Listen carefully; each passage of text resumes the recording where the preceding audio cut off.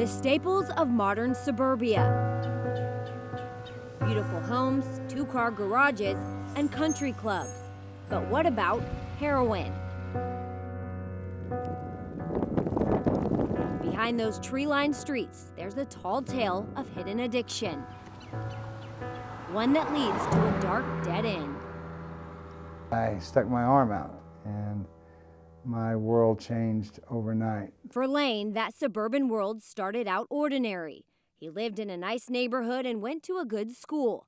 That all changed once drugs took over. I was becoming something that I was completely and utterly disgusted with. You know, I could not stand me anymore. His path to destruction sat in the medicine cabinet.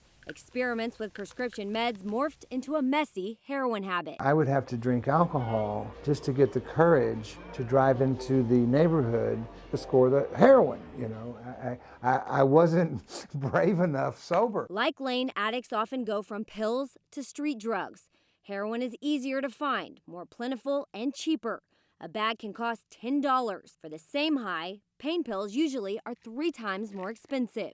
But in the last few years, prescription abuse in Central Texas spiked significantly among middle-aged, upper-middle-class women, according to Austin Recovery. It gets extremely stressful, and people, might have 5 or 6 different doctors. It's easier to go to the streets because no one's going to ask questions. Where are we headed to right now?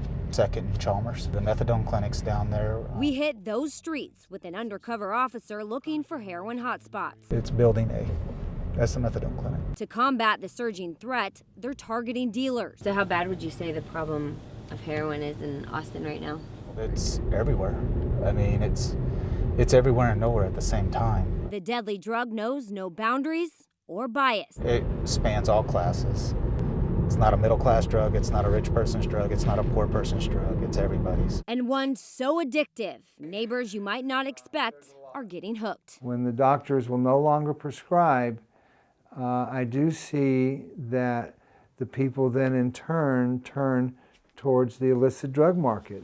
That's when your soccer mom will then in turn go and try to score heroin. In Austin, heroin killed 2 people in just the first month this year. You do that one?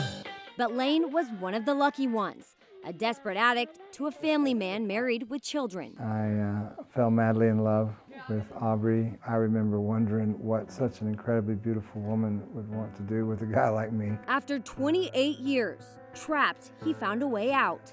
Not only a survivor, but someone who now mentors thousands going down the same dark path that almost took his life. We haven't stopped getting high. We just had to find a new way to do it.